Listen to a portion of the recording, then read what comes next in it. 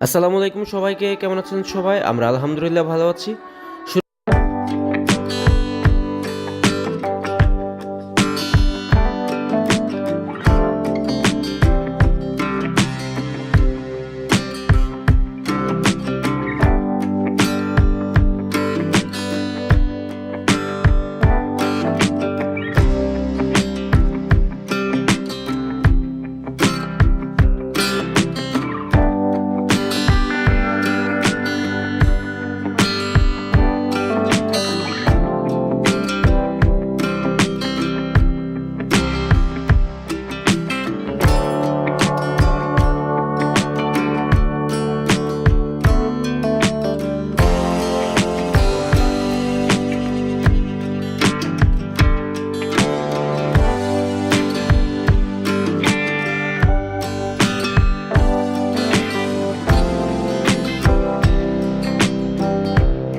তো ফাইনালি আমরা জিপের ছাদে উঠে গেলাম।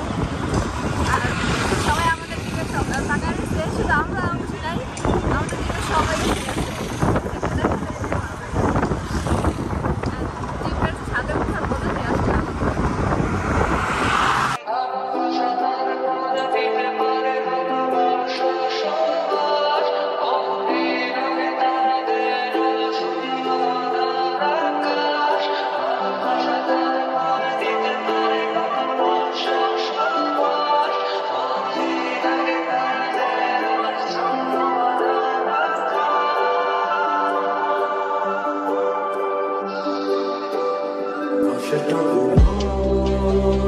শিকড় ছড়িয়ে ওই ভয়ানক একা চাঁদটার সাথে স্বপ্নে আলোতে যাব বলে যখন চোখ ভিজে যায় রাতে ভালোবাসা তার মনে দিতে পারে ভালোবাসা সুবাস গম্ভীর তারাদের আলো শূন্য আকাশ। তো কোথায় আসলাম?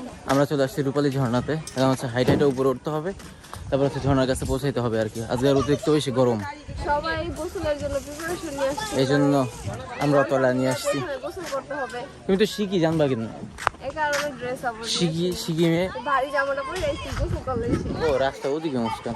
উল্টা রাস্তায় হাঁটো কষ্ট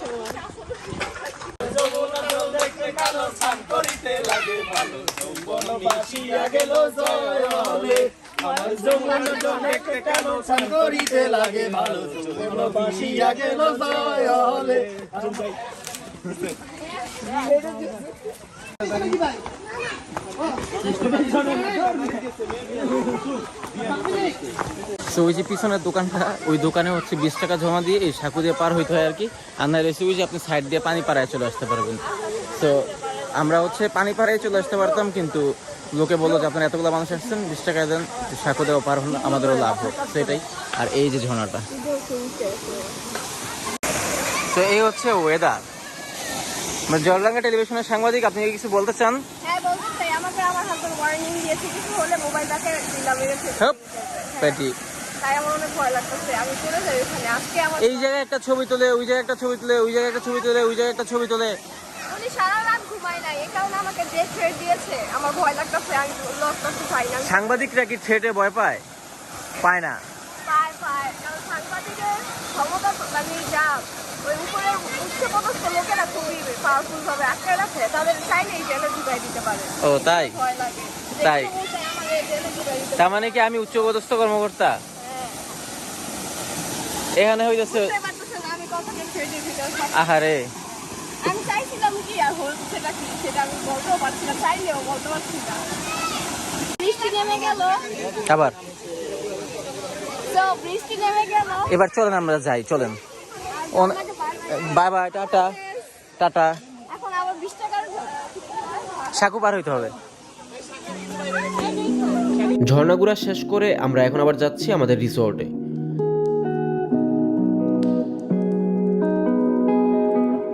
সো আজকে হচ্ছে আমাদের লাস্ট ডে রিসোর্টে। আর হচ্ছে এখন মুস্কান শাড়ি পরছে, আমার অনেক জোর করে পাঞ্জাবি পরাইতে পারে নাই। এখন বাজে অলমোস্ট দুপুরে একটা। আমরা হচ্ছে ঝর্ণা থেকে মানে ঘুরে আসার পর অনেক বেশি টায়ার্ড ছিলাম, একটু ঘুমাইছি। এখন রুম চেক আউট করে ফেলতে হচ্ছে, যেহেতু চেক আউটের টাইম হয়ে গেছে 12টা বাজে। সো আমরা এখন হচ্ছে সবাই লাঞ্চে বসবো। লাঞ্চ করার পর আমরা হচ্ছে দুটি স্পটে ঘুরবো, মেঘলা তারপর হচ্ছে নীলাচল। আর আজকে রাতে আমাদের বাস। সো যাই, আমরা হচ্ছে লাঞ্চটা শেষ করি, তারপর আবার দেখা হচ্ছে।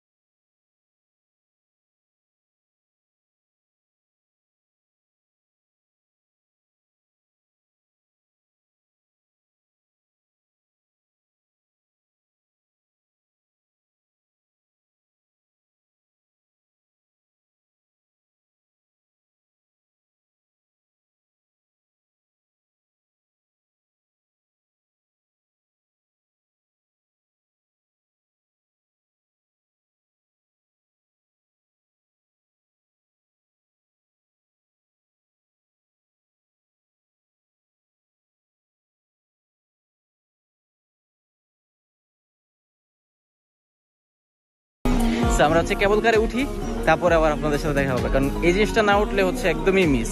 মেঘলা আসার হচ্ছে আটকেতেছে কেন।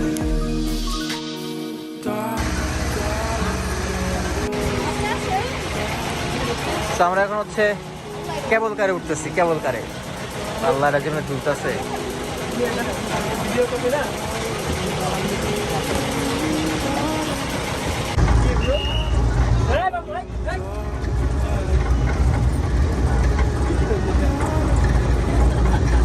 সিঙ্গাপুরের ফিল এখন বাংলাদেশে না, থাইল্যান্ড পাবে ফিল করছি। এক মহিলা শুনছিল তার কাছ থেকে, তার স্ত্রীদের এখন ছিঁড়ে পড়ে যায়। ওই যে বললাম সাঁতার জানাম মেয়ে, কিন্তু বাচ্চা নাই, কিন্তু সাঁতার যে জানতো না বাইচা গেছে কেমনি কিন্তু জানি। এই জিনিসটা ফিল আসলে 50 টাকা করে টিকিট নিল, তাই না? 50 টাকা দিয়ে বেশি নিয়ে গেছে, তবে ওরা চাইলে 100 টাকা নিতে পারতো, কিছু করার ছিল না। এটা নিয়ে কোনো আলাপ নেই, মূল্য নির্ধারণ করা হয়নি। মেঘলাতে ঘোরাঘুরি শেষ করে আমরা বিকালের সূর্যাস্ত দেখতে যাব নীলাচল থেকে। এখানে বলে রাখা ভালো যে নীলাচল মেঘলা থেকে শুরু করে সব জায়গায় প্রবেশ মূল্যের টাকা কিন্তু আমাদের ওই 4000 টাকার মধ্যেই ছিল। সুতরাং এগুলো সব আমাদের অ্যাডমিন সাকিব ভাই আমাদের দিচ্ছিল। নীলাচলে নিয়ে আমাদের একটা ডেডিকেটেড ভিডিও আছে, এখানে রিসোর্ট থেকে শুরু করে সব ইনফরমেশন পাবেন সেই ভিডিওতে।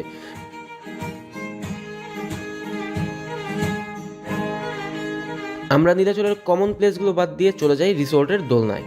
সেখানে সবাই মন মতো ছবি তুলে নিচ্ছিলাম, আর মুস্কান শাড়ি পরেছে কিন্তু শুধুমাত্র এই দোলনায় বসে ছবি তোলার জন্যই। তো আমরা হচ্ছে অবশেষে নীলাচলে চলে আসছি, আর এই যে মুস্কানের জন্য একটু আগে ফুল দিয়ে গেছে। ফুলটা আমি অনেক কষ্ট করে শত সমুদ্র পার হয়ে তোমার জন্য নিয়ে এসেছি, বুঝেছো? Thank you. ধরো। আপনি তো দেন নাই, কে দিছে? এটা দিয়েছে যে সাইদুল ভাইয়ের বন্ধু। সাইদুল ভাই বলতো আপনি দেন নাই। এই জায়গার ভিউটা মানে জাস্ট অ্যামেজিং একটা ভিউ, খুব সুন্দর।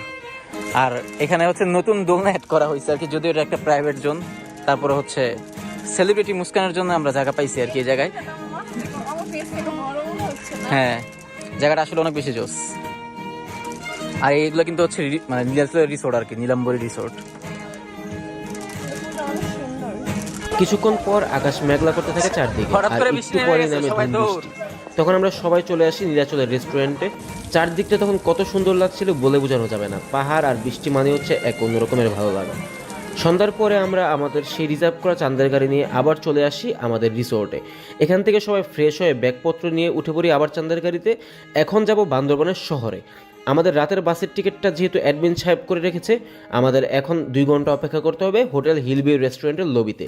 তারপর রাতের ডিনার এখান থেকে সেরে নিয়ে উঠে পড়বো ঢাকার বাসে। এই ছিল আমাদের 2 দিনের ট্যুর স্বপ্নবিলাস ট্যুরিজমের সাথে।